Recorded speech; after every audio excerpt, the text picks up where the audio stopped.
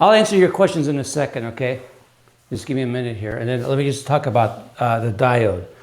When the voltage on this end, on the cathode, is higher than the voltage on the anode, we say that the diode is reverse biased.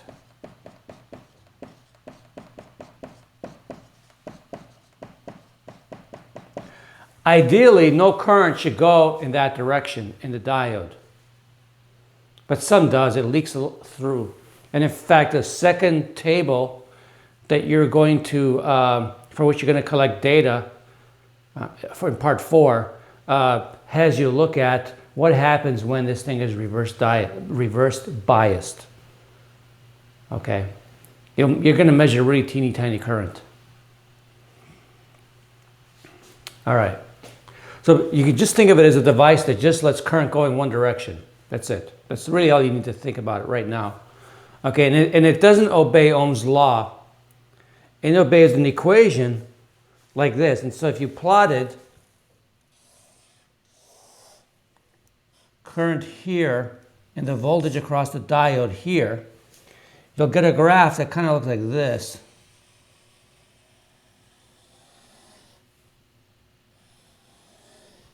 Eventually, when you go far enough in voltage in the reverse direction, this will break down. So when it breaks down, you've reached something called a breakdown voltage, and it will start conduct. Okay, of course, you've messed up your diode when you do that. Okay, although there are some diodes that are designed to work when you exceed the breakdown voltage. Those are called Zener diodes, but we don't want to get into that. Okay, so this is the thing we're going to be using in part 4, and I put it in this circuit. Now, before I go on, I want to look at the questions in the chat. Students having issues taking the resistance of the light bulb, and I think I mentioned last week that if you want to use the light bulb, when you use the light bulb, I really recommend that you use the alligator clips. It makes a big difference. The alligator clips grip onto the leads of the light bulb, and so they give you a good contact. The reason why the resistance varies is because you don't have a consistent contact. Okay. If you try to measure the resistance of your body by just holding the leads of the multimeter when it's set to resistance, you'll see that it varies a lot, because you're not making really a good contact, or if your fingers are moving, the area of contact between your fingers and the leads changes continuously, and so the value of the resistance varies. So that's basically just not having a good enough contact. I know that in the video that Tyler made, because this video was made for last semester, he wrapped wires around the leads. Now the problem with that is that we don't have wires you can wrap with. So that's why I suggested to use these alligator clips. Okay, and then what you can do is on the other end you can actually jam the wire into the leads, and you get a good contact. So Ratesh, you had a question? Yeah, it is just that if you scrap the terminals of the bulb, there is an insulating layer on it, and if you scrap it off, then it is better. Was there an insulating layer in yours? Mine, I didn't notice mine. Yeah, it was on mine.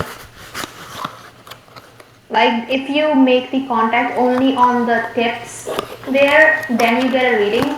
But if you make the contact anywhere else on the terminal, you don't get a reading for it. Oh wow, because mine, you just had a piece of plastic over it, or? Yeah, it was very thin plastic, then I just scraped it off and it was better. Okay. I must have it, mine must be different, because mine doesn't have it. Because I got mine last semester, so. Okay, so yours has a plastic layer, so you're just touching the tips of it. Yeah, I just like scraped off that layer and then I made the contact. And what did you use to make the contact, the alligator clip? Yes. Yeah, that's the thing, you do want to use these, And the other thing too is regarding what you're saying, if you put this over the entire clip, you got to make sure that the two alligator clips do not touch each other.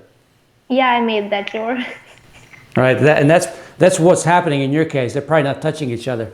But this, I don't know if you can see what I'm doing here. Maybe I'll change cameras. Hold on a second.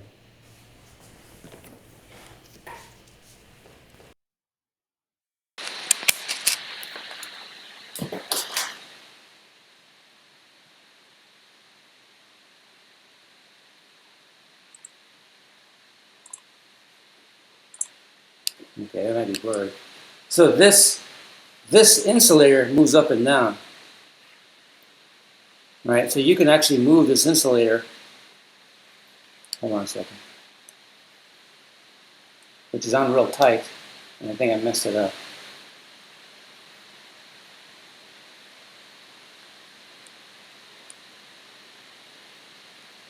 Just a second. So you can push the insulator as far as you can so that you can avoid the two alligator clips contacting each other. Okay, so that's one thing you can do. Or you could do what Rob did, it's just right on the tip. Okay, so you see the alligator clip, Kathleen?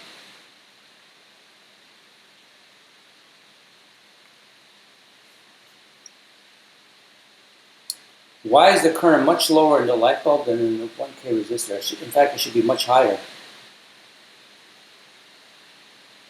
The current in the light bulb, the current through the light bulb should be over an amp.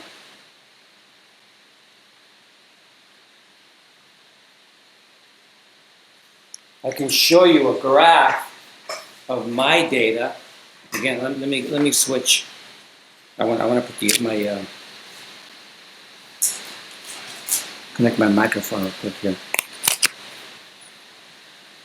Let me see if I can show you my data.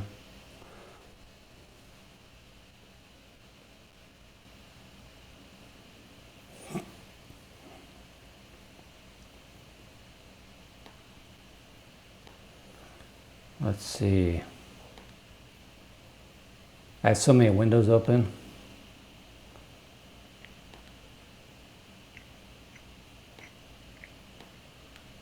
So this is my data with the light bulb, and you can see the current is, the x-axis is in milliamps. Yeah, you have to use a 10 amp scale to do this. So I'm not sure what happened.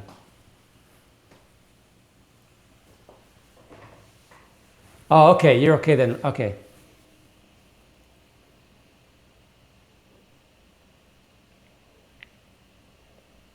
So when you did the 1K, you were in milliamps, okay. Okay, I understand now. All right, so let me change to this.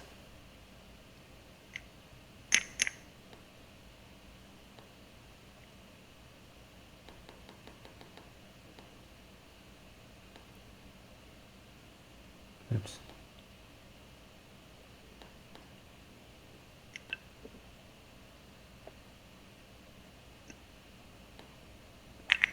Okay, so any other questions on that?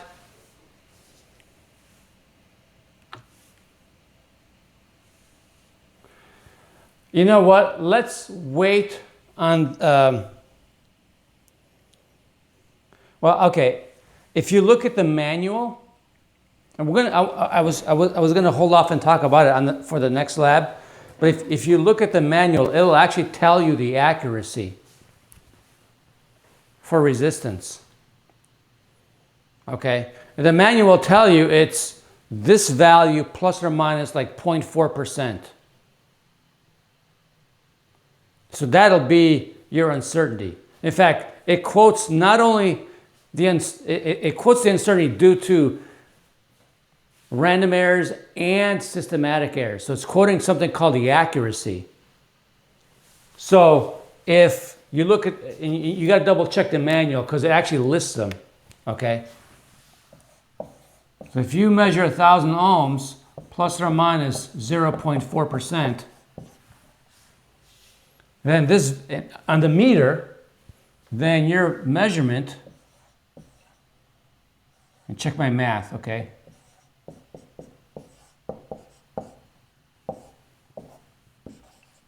Is that?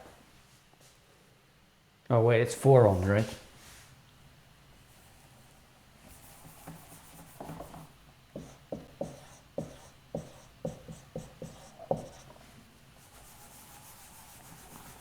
Let me redo that. Let me use a different marker because that marker's not good. I want to write it in a nice way.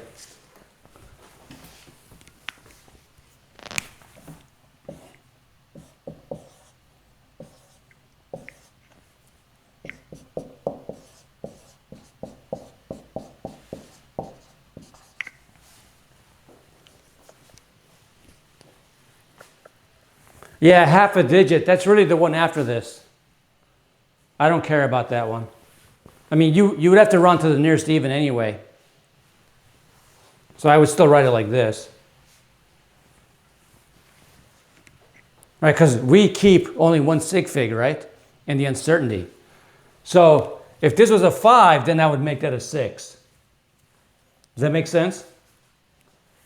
If this was a 5, then I would keep the next one a 6. Because you got to round to the nearest even.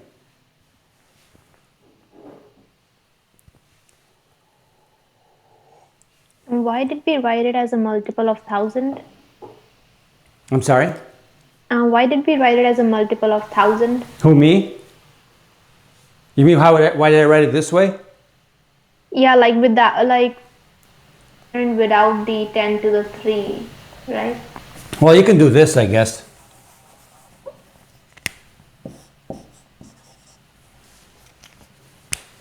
Okay. It doesn't matter, right? Yeah. But what's wrong with writing it like this? Oh, you don't know the number of sig figs? That's right. That's why you got to either write in scientific notation. You got to write it this way, Okay. right? Yeah, you want to try to avoid putting yourself in a situation where you're going to be dealing with ambiguous zeros. Mm-hmm. So if this was a 5. Wait, but if that's plus or minus 0.4%, then shouldn't there be an extra 0 on the uncertainty? What do you mean an extra 0? I mean down there, like, shouldn't there be one more 0 in front of the 4? You mean like this? Well, I mean like after the decimal point. But isn't that 0.4% 4 over 1,000? Wait, 0.4% of 1,000? No. 4% is 4 over 1,000, right? I'm sorry, 0.4% is 4 over 1,000. Wait, but is it 0.4% of 1,000? Yes.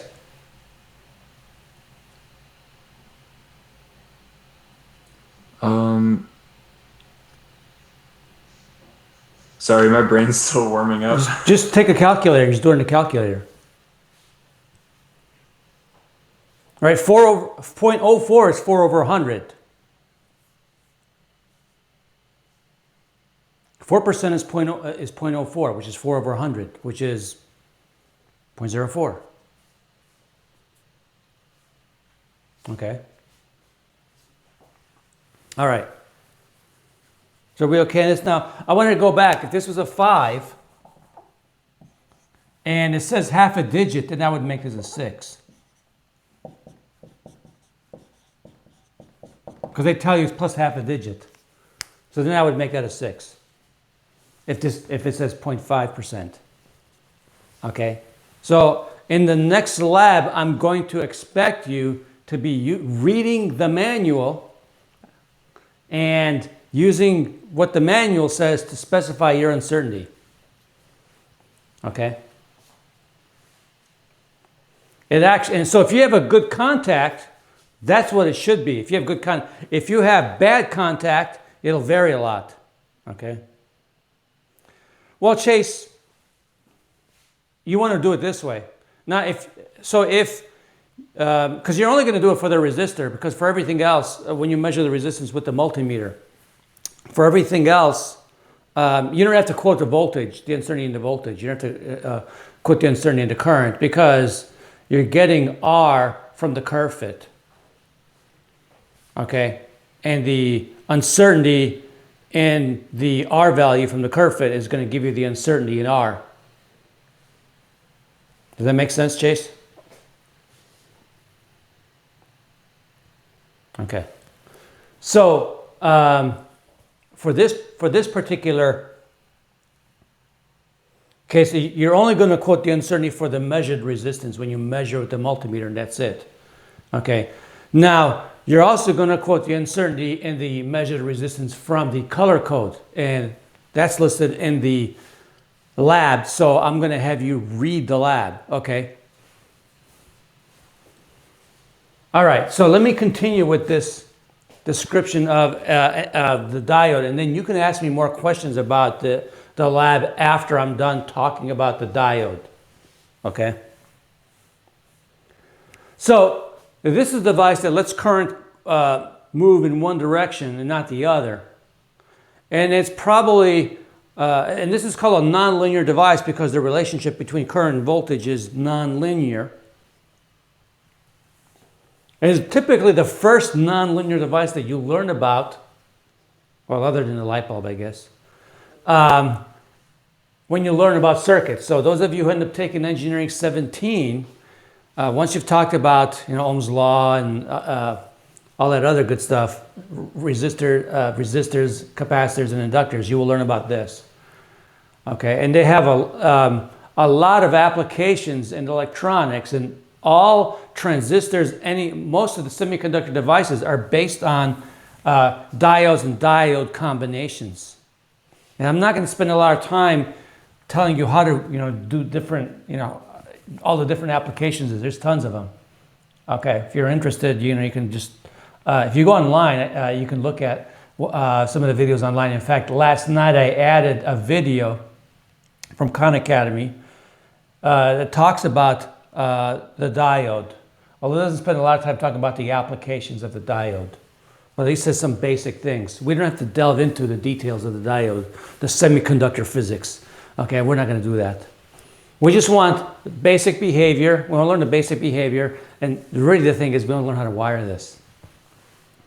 Okay, so this is the circuit you're going to wire, and what you're going to do is measure the current through the diode as a function of the voltage across the diode. Okay. So what you have here is your power supply. So it's going to be basically your charger. Okay. You set it to 12 volts, and you're going to keep it at that. This is basically a resistor that limits current in your circuit, so you don't burn things up. Okay. You always have to limit current going through the diode, or otherwise you'll burn it. Okay.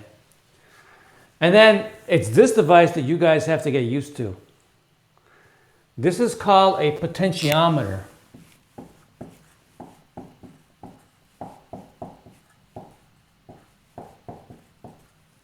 And it's basically it's a variable resistor.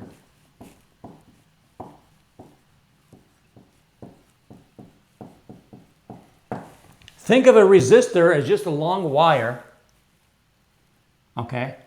Just think of it as a long wire, and the full resistance of the wire, the full resistance is the resistance between the two ends of the wire. So if I took a multimeter, put one end here and one end here, I would read the full resistance. And you know that resistance depends on length. Suppose I took a lead and attached it right here, and I used these two ends and these two ends as a resistor. This resistance will be proportional to how far I am along here, and so will this resistance. The sum of this resistance and that resistance should give me the total resistance. This thing that's in the middle we call a slider. So in your circuit, what I would do is I would hook up this by itself, ignore this stuff. okay, I would hook this circuit up as so. Ignore this. All right, just completely ignore this for now. Okay, so I would just wire this up. Then from the middle terminal, and I'll show you what the potentiometer looks like. Then I would wire from the middle terminal to the ammeter. The other side of the ammeter goes to the diode. The other side of the diode goes to the ground of your circuit. You really don't have a ground in your circuit. Just call it a neutral. And then you hook up a voltmeter across the diode. So let me show you what the potentiometer looks like. I have two different ones. I actually have the one from last semester. That Tyler created, he talks about this.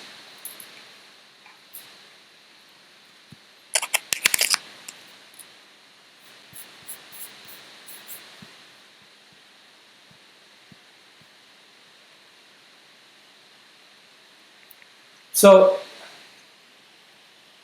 this is the potentiometer.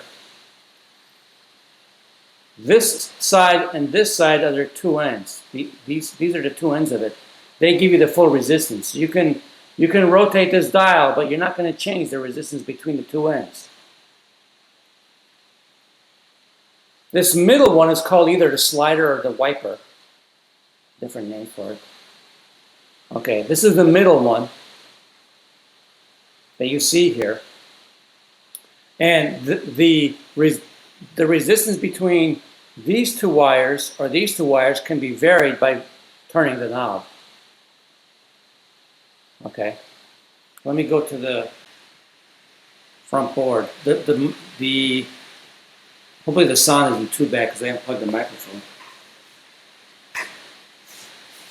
Not sure why it keeps changing things like that.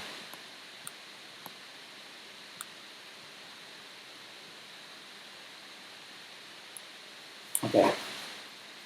So that middle one that I showed you, that's the slider or the wiper. And then people use different names for it. Okay. Maybe I should write the word wiper.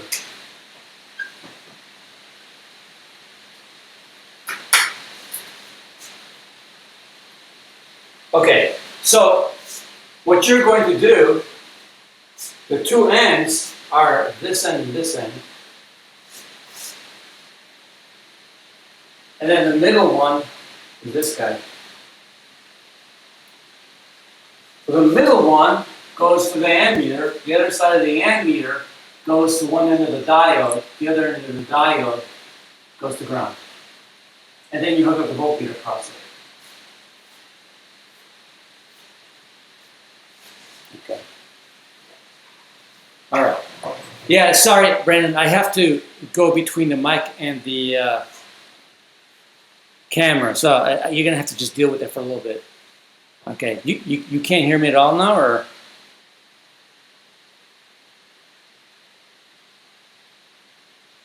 No, you're good. Okay. All right, because I got to go back to the camera. I don't have enough. I don't have enough USB plug. I only have two on my computer.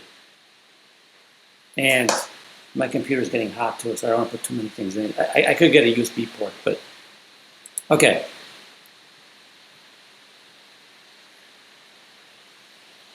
So what you see in front of you right now is the actual circuit that I built.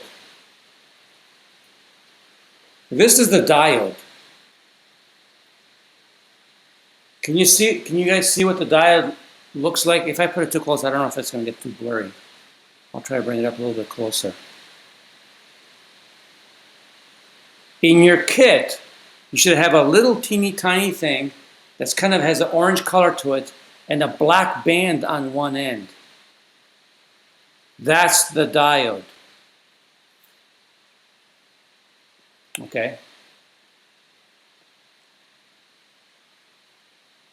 And one of the things you can do to test the diode, to test if it is a diode, measure its resistance. If you orient it one way, the resistance will be like 0. If you flip the leads on the diode, the resistance will be OL. That'll tell you it's a diode. Use the alligator clips to measure the resistance so you have a good, consistent contact. Okay. This is the potentiometer. What's nice about this one that we gave you, it fits into the board. Okay. And there's my power to the circuit. There's my resistor right here. It should be, it's 560 ohms, so it should be green, blue, brown. Okay, which is hard to tell, I'm sure, on the camera. And then, oops, sorry.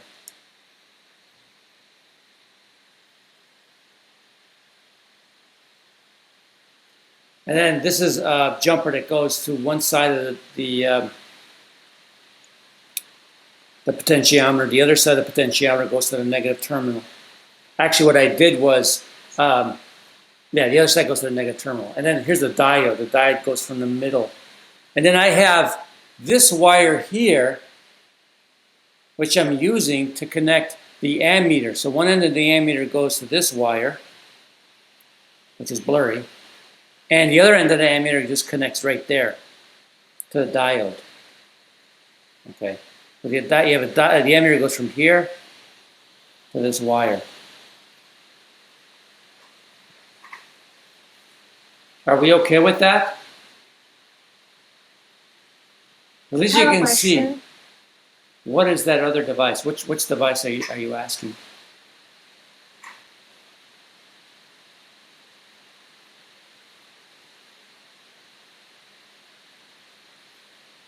Oh, this one?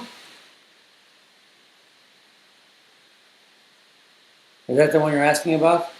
This is the same thing as this guy, the potentiometer, right? It's the same thing. It's just that it's mounted on the board. So last semester, the students had this, which is kind of a pain to work with. Well, it's not a pain, but it's more convenient to me that you can actually jam this into the sockets of the proto board. So that's what I did. That's why we gave it to you in that fashion. Tyler found one that you can just put into the board. Okay. All right. So let me go back to the board, to the whiteboard. I'll change the microphone now. Just give me a second. Not sure why it keeps changing my magnification. Sorry about that, folks. Oops, wrong way.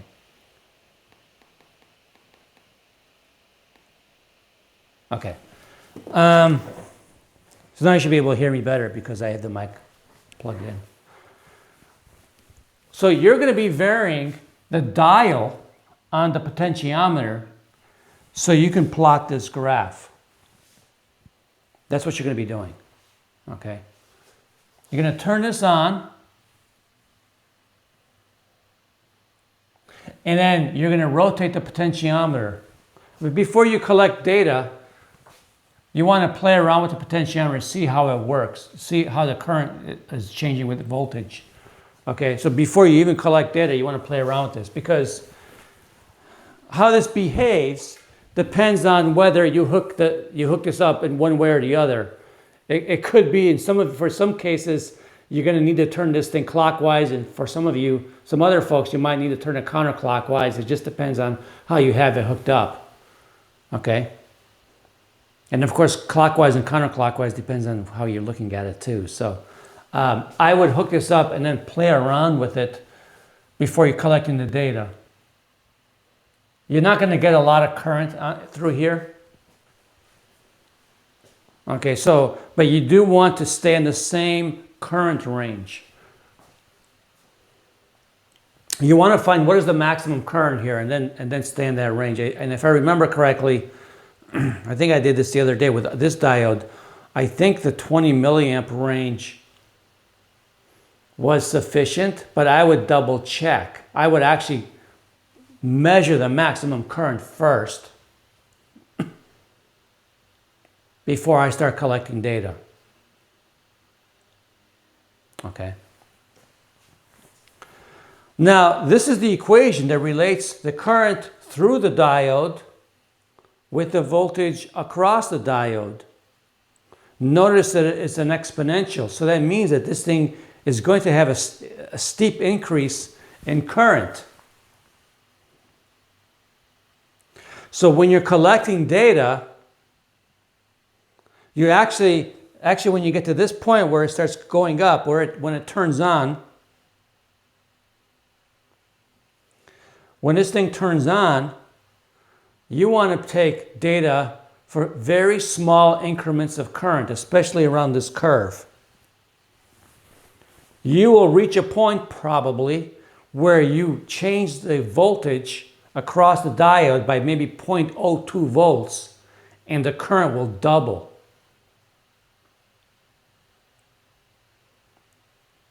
Okay, so you want to make really small turns on this. The problem we have with this potentiometer is that one turn goes from 0 to 1,000 ohms.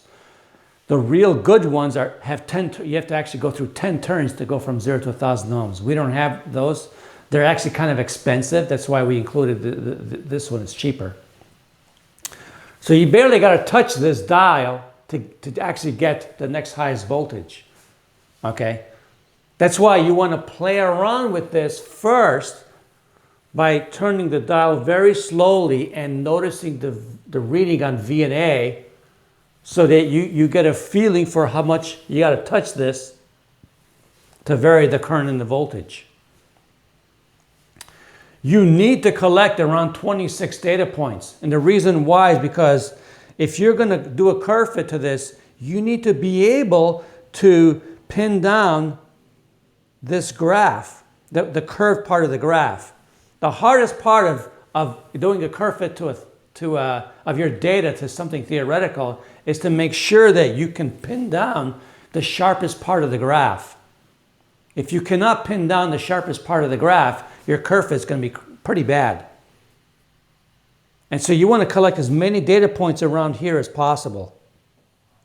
You don't need to collect a lot of data points here, but you need to collect a lot of data points right when it turns on, because that's where you're going to get the most curvature in your graph. Okay. Does that make sense? I have a question. Yes. Is the resistance of a diode the same as every other diode, or do they vary it based on the diode? You can't, well, first of all, you can't define a resistance for a diode because it's non-ohmic. Oh, okay. I mean, well, I got to be careful. Obviously, V over R is a resistance. I mean, you can think of it in terms of that, but it's not an Ohm's law diode. I mean, it doesn't obey Ohm's law. Sorry.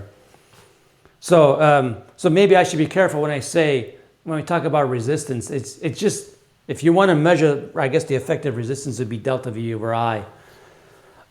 Does this characteristic vary depending on diode? Yes. Maybe that's your question. And also that, how does the diode approximately stop the current in the opposite direction? Like if it is connected in the opposite sense. Well, this is where we were getting to semiconductor physics, which I'm trying to avoid. Okay. Okay. But yeah, you're asking a good question. It's just that I'm trying to stay away from delving into the physics behind a semiconductor because it's somewhat complicated. And the bottom terminal of the diode, like the one with the pointer, that one is connected to the negative terminal of the battery, right? Right. By the way, your diode normally a diode looks like this. This is a schematic for a diode, but usually a diode has a black mark on it, and then this means the current has to go that way. Mm-hmm. The black mark is closer to the cathode. Okay. Okay. So yeah, going back to your question, Ratej, the diodes will behave differently depending on how they're made.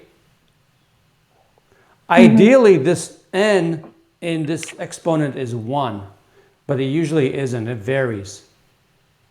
That number varies based on the diode, and that's characteristic of the diode itself, how it's made and what material it's made out of. Okay. This is called a saturation current, which is basically essentially this current here. When you go really far out before it breaks down. I cannot see your graph. You can't see this graph? Like, I cannot see the bottom portion of the graph. Oh.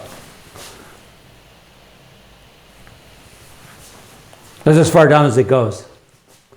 Okay. I mean the graph. This is as far down as the graph goes. I haven't drawn anything below this. Yeah. So that's the saturation current, essentially.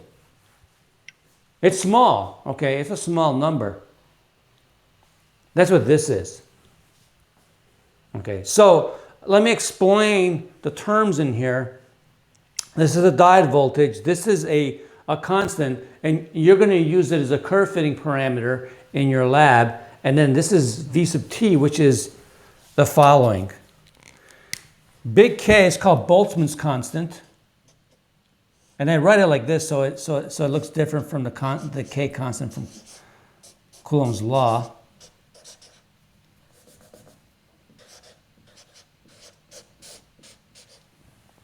And then E is the magnitude of the charge of the electron.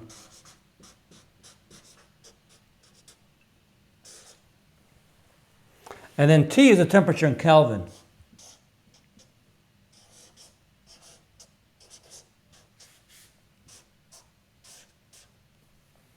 It's very difficult to write down this low. You guys can see that? Okay, it's not below the graph, so it's okay. Is that a third power on the K? This is the 23rd. You mean here? Yeah. Did you mean for that to be a 23rd power? That's correct. This is Boltzmann's constant, 1.38 times 10 to the minus 23rd joule per Kelvin. You'll learn about it in 215. Okay. And then, is it possible to move the camera down at all, or it's kind of hard to see the temperature?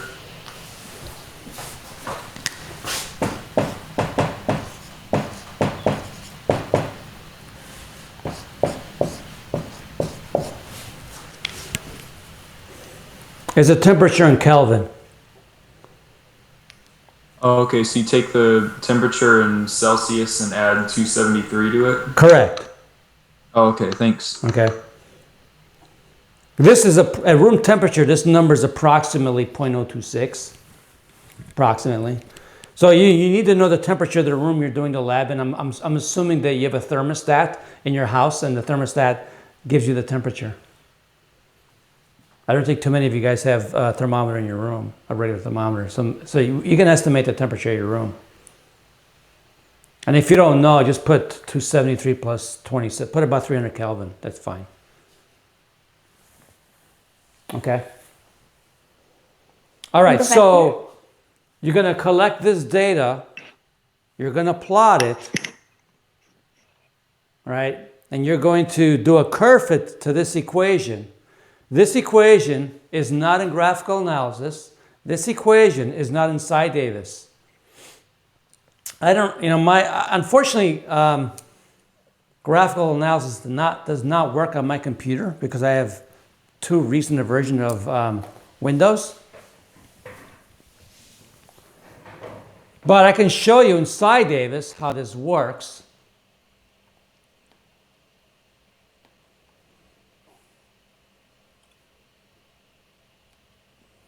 So let me show you the data for the diode.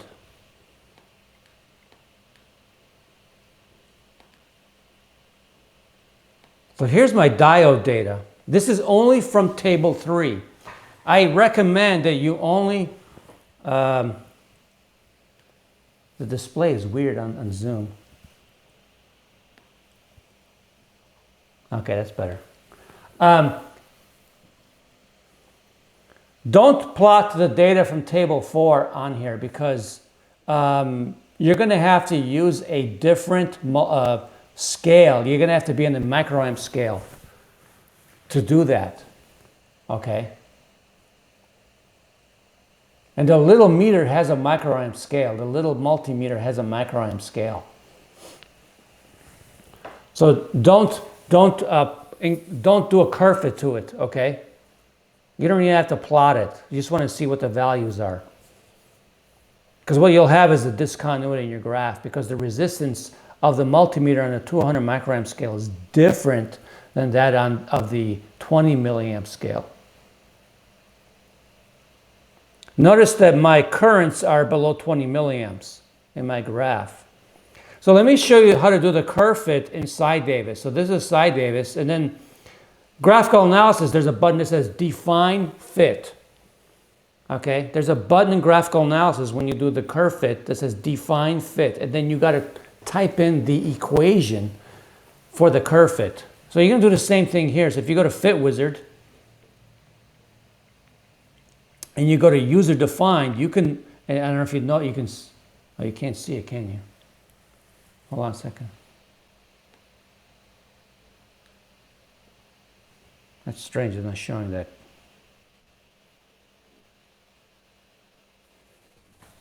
This is the Fit Wizard in Cy Davis.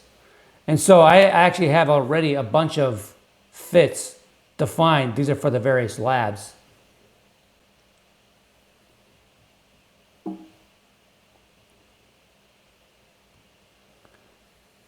This, do you see the one that says user number 5? Mm-hmm. I'm going to click the box that says fit with selected user function. I typed this equation in.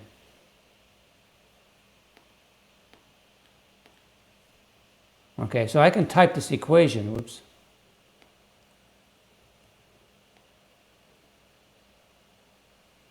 Why isn't it working?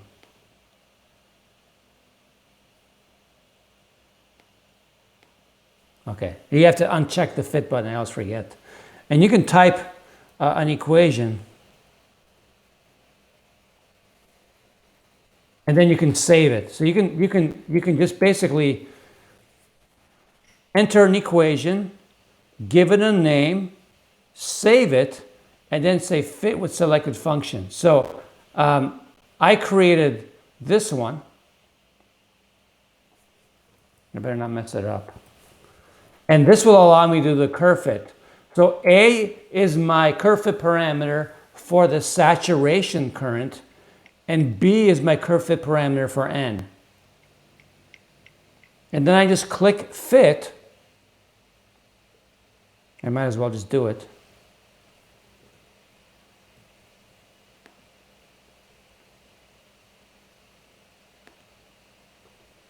And then I'm going to close. And then it's going to give me, what happened?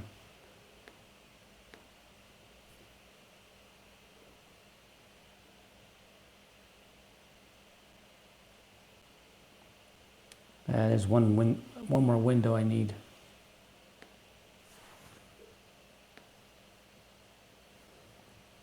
Hold on a second.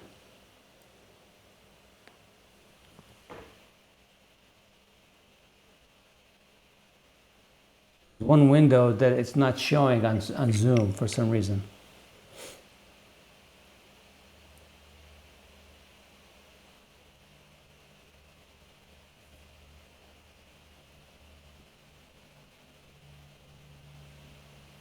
That is very strange.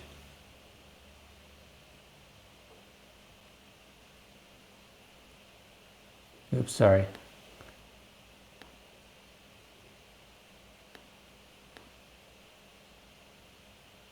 Okay, let me go back.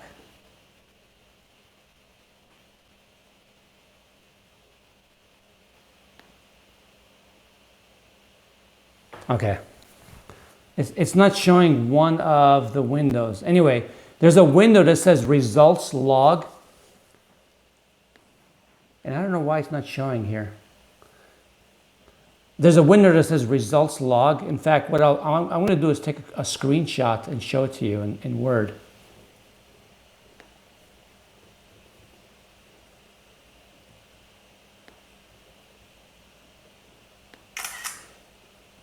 Okay, let's do it. Let me do it this way.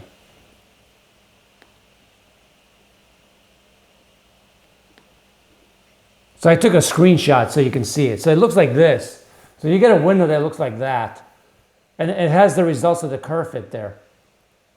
Okay, so let me go back to the graph. So in my graph, I actually wrote out the curve fit parameters.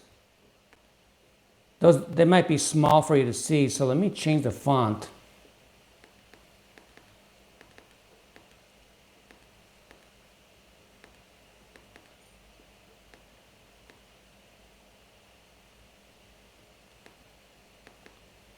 I'm not sure why this is not cooperating.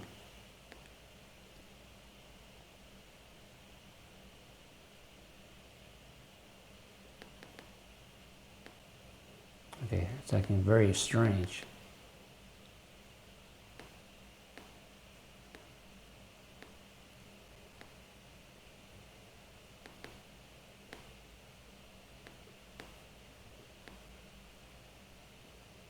Okay, you should be able to double click on this window and change things. It was working earlier, now it's not working.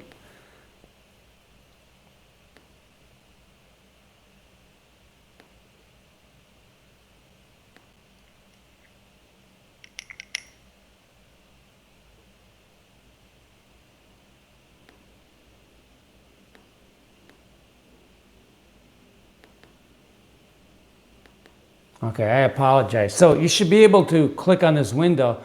Anyway, it shows you the curve fit parameters. It shows the saturation current is like, I don't know if you can see it, it's like 0.1, or I'm sorry, 0.4 picoamps, and N is essentially 1 in my case. Okay, so N is essentially 1 in my case. So I'm not sure why it's not cooperating.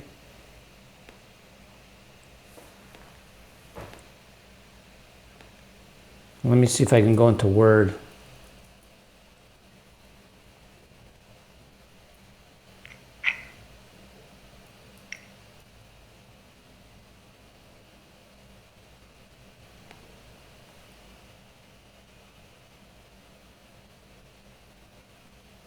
Okay, so let me do this in Word.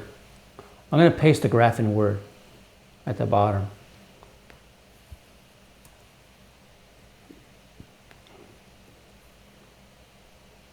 Okay, so now you can see the curve fit parameters. You see the curve fit parameters now?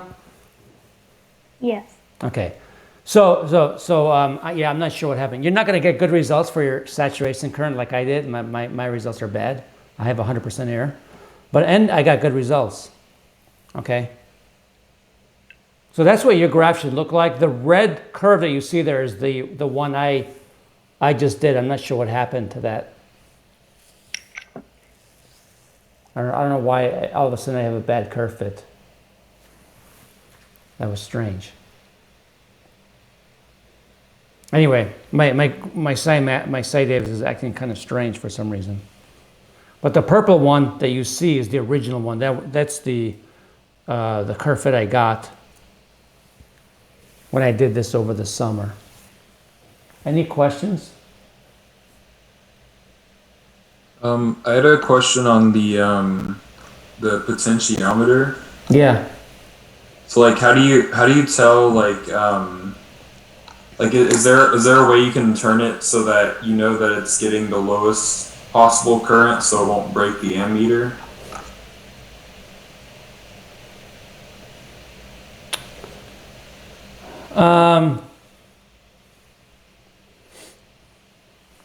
Usually they're designed so that if it's facing you, if it's fully counterclockwise, you won't break. I mean, most likely you won't break the ammeter because of the current limitation.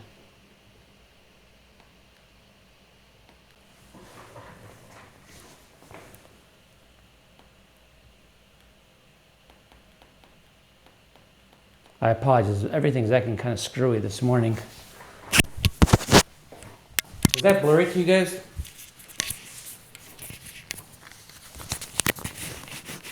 A little bit.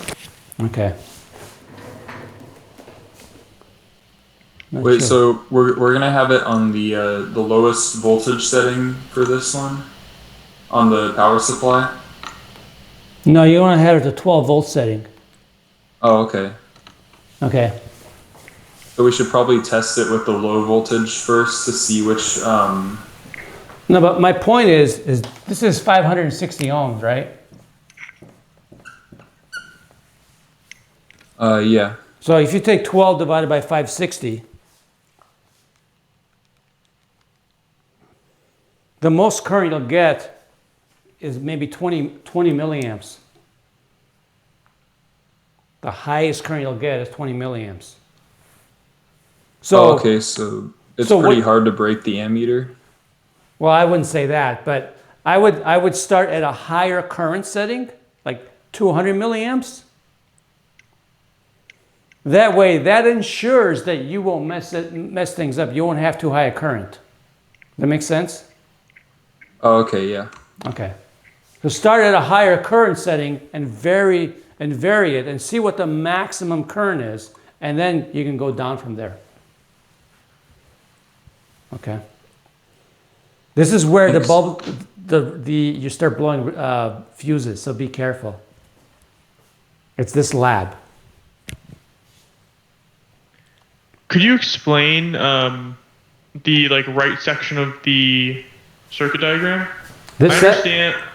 Yeah, I don't quite understand why there's an arrow going into the 1K resistor. You mean this? Yeah.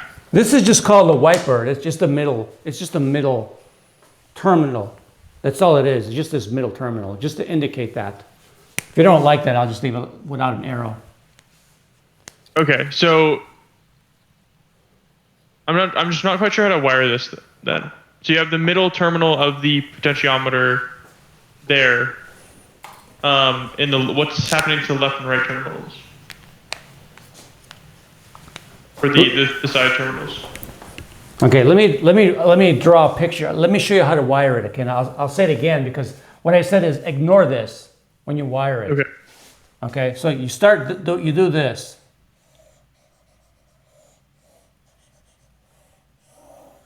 You wire that up. Just do that. So these are the two ends. Forget about the middle. Just focus on the ends. Okay. Okay? And you've done that before because you've hooked up things in series, right? Yeah. Then from the middle one, you take the middle one and go to the ammeter. Then you go to the other side, from the other side of the ammeter to the diode. Then the other side of the diode goes to ground. Okay. That's it. Okay. That makes sense then. Yeah. Okay. And then you hook up the voltmeter across it. Okay. That's it. So ideally, what you really want to do is as you're wiring it, maybe go over, play this video. Okay. What's going on in table 4? What do you mean what's going on in table 4?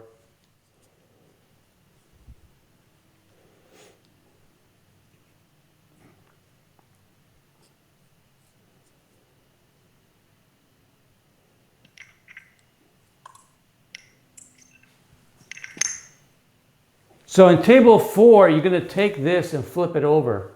And Tyler in the video tells you to do it a different way. Tyler tells you to flip this. So I kind of need you folks to watch the videos, the Ohm's Law video that I sent you via email, and you're going to have to watch this video too. Take this, flip it, and then make the measurement again. So you're reverse biasing it. So in part 4, you're doing this.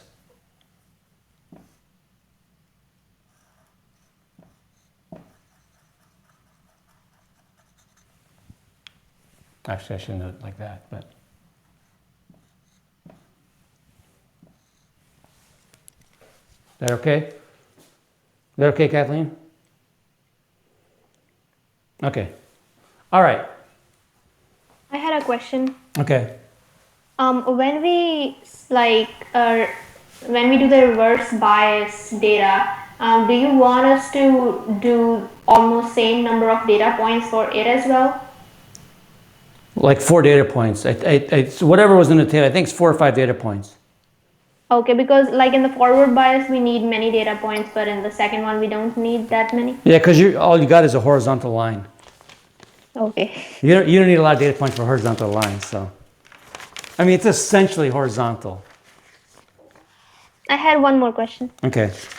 Like when we connect this, like when we make this circuit with the diode in the forward bias, initially the current is going to be small compared to the final, right? Correct.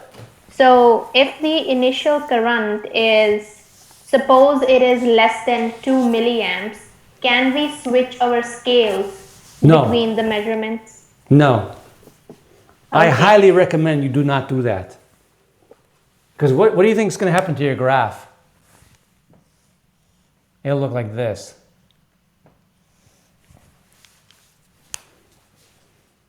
Why is that? Different accuracy at different scales? Well, it's different resistance. You're changing the resistance. And to be honest, I think if you go between the 2 milliamp and the 20 milliamp scale, it's probably not going to make a difference. But if you go from the 200 milliamp scale to the 2 milliamp scale, it makes a huge difference because the resistance on the 200 microamp scale is like 1,000 ohms, which is bigger than this. Yeah. Okay, so that's going to really mess you up in the experiment. So it'll give you discontinuity in your graph. Okay, I don't think that you will have an issue when you go from the 2 milliamp to the 20 milliamp scale. You can try it, but I don't think there's going to be a big issue. It's when you go to the microamp scale, that's what causes problems. Yeah, it was just that because at the 2 milliamp scale, if the current is less than 2 milliamps, then it would be more accurate to have that scale compared to the 20 milliamps. Yeah, you're correct. And I've tried that. And what I've done in the past, when I first started doing this, and then I stopped doing it because it got confusing for students, I would find a point on the graph where it would actually not make a difference in switching between the two scales. Or the difference will be small. You can actually find a point where that difference is small, and then I would switch scales. But then I'm trying to avoid that because it confuses students. If I can ask, how did you find that point where you can see, okay, this is the point where I can switch? Trial and error. Okay. Yeah, you can only do it by trial and error. And just the saturation current, is that the minimum current through the diode? That's this current, and when it's reversed, when it's going the other direction. Okay, so it almost stays constant? Yeah, almost. But that's because when this is V, because when this is reverse bias, V is negative. When this exponent gets big, this term gets small compared to 1. Yeah, okay. Okay? All right, I want to do a series parallel problem. Okay. Oh, wait, can I ask one more question about what Ravtej was saying? So we want to keep the ammeter on one setting through the whole trial, or? Correct. Okay, so we don't want to we want to find one that works for all of the the resistances, I guess. Correct. Okay. Because otherwise, you're going to get a graph that looks like that. You don't want that. Okay, thanks. Okay. All right, let's do a problem for series parallel.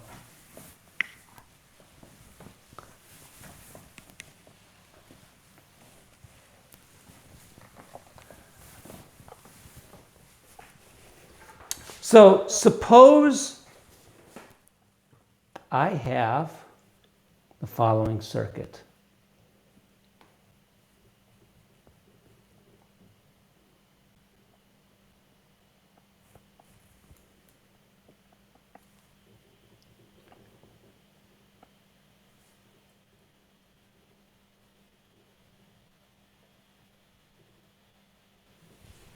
Okay, suppose I have that circuit.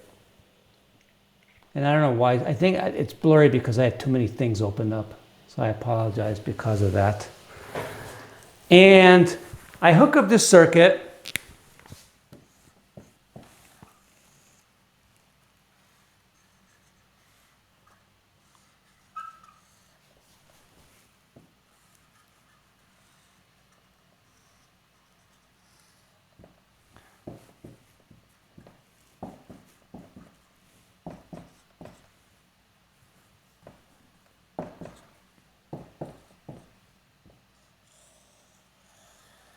Like so.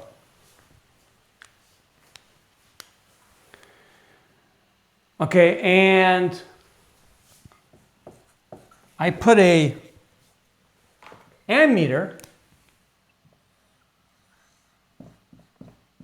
like so. I want to look at the conditions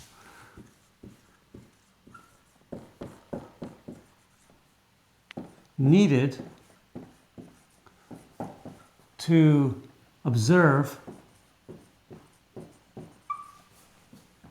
I equals 0 through the ammeter. Okay? And we're going to assume ideal ammeter. What does that mean? What does ideal ammeter mean?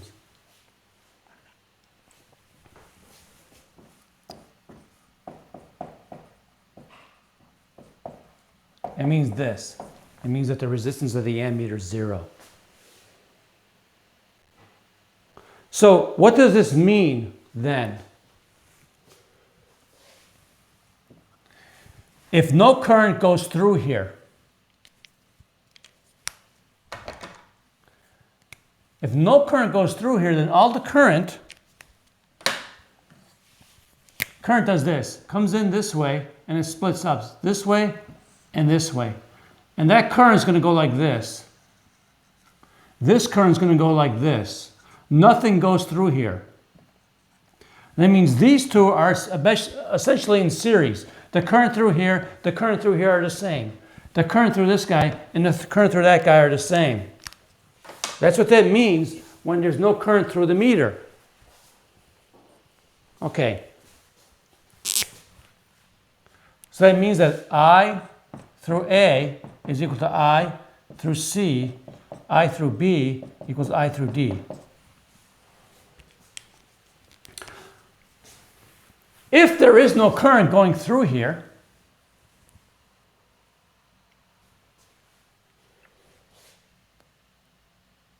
and this has no resistance, then this point and this point are at the same potential.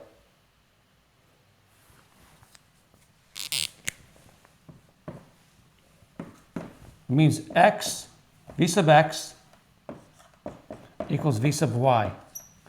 Furthermore, that means that delta v sub a has to be equal to delta v sub b. In other words, let me rewrite that.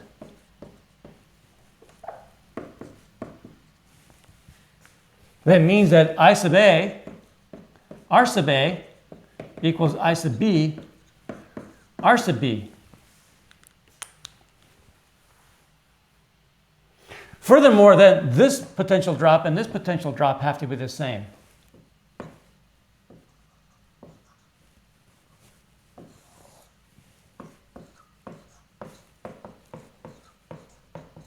And that means that I sub c, r sub c equals I sub d, r sub d. So let me put these equations together. I'm going to put these two together.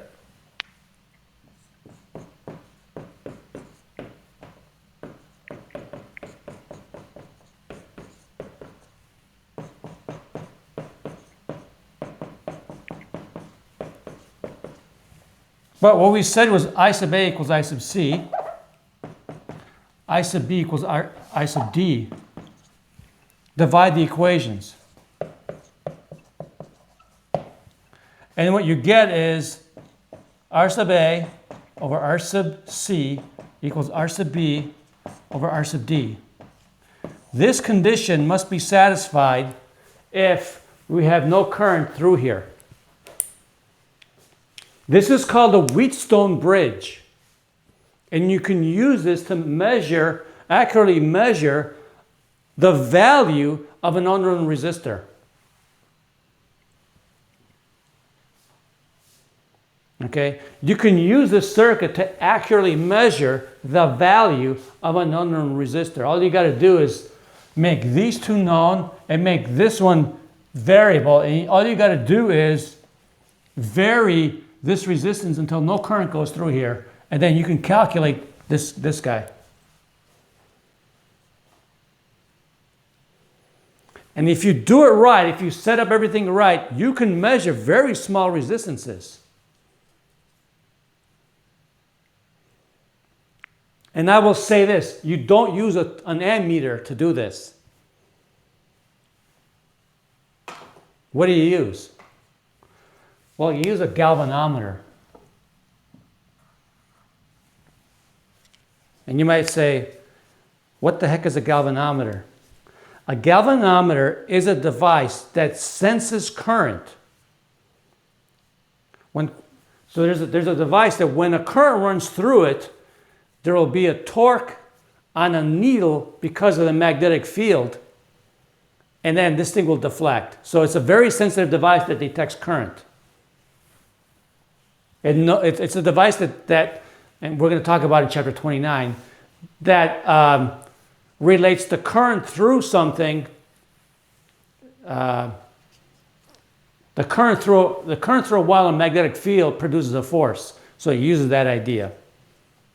Okay, so that's one way to detect it. And this is very sensitive because this resistance is really small. It's way smaller than that of the ammeter. Of course, the other way to do this is actually using the voltmeter from a multimeter, because the resistance of a multimeter is huge. So no current will go through here, and so you can actually basically measure the potential. You basically vary R so that you get a potential difference of 0. And that's also very accurate.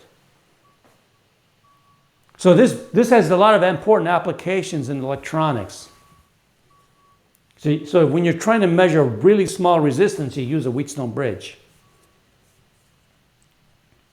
So in class today, I'm going to do the case, and I don't have time to do this case, but I'm going to do the case when this thing is not balanced. Okay. How much current goes through here when this is not balanced? That's the question I'm going to answer in class. You guys have questions on this one?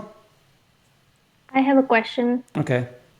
Like in the case you said, when it is not balanced, would the current take the path of the least resistance, like the least overall resistance?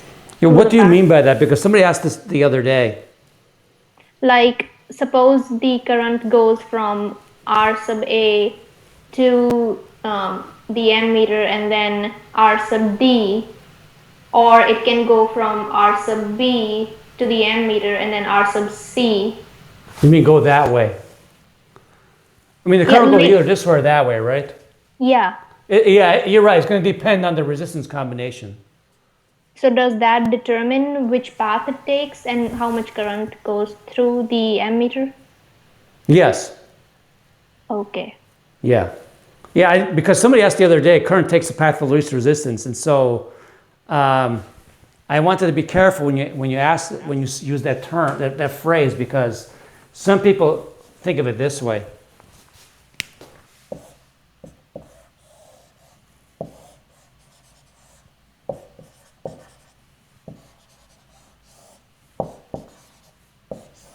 When you say it like that, when you say current takes the path of the least resistance, then people will say, oh, the current just does this.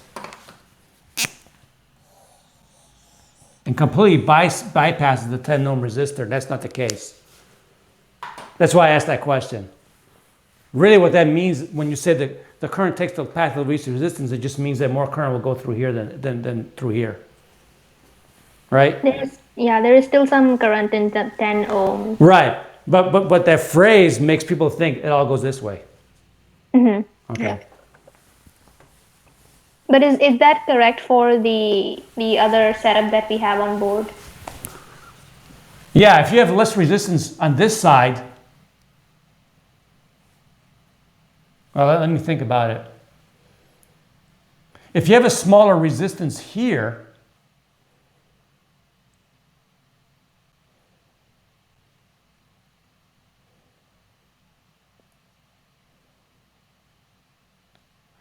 then you'll have a bigger current here. And the current should go that way. So don't we like look at the combination of RA, like R sub A, R sub D, or R sub B, R sub C, right? Yeah, well, can we hold off the class on that sure. problem? Okay. Sorry.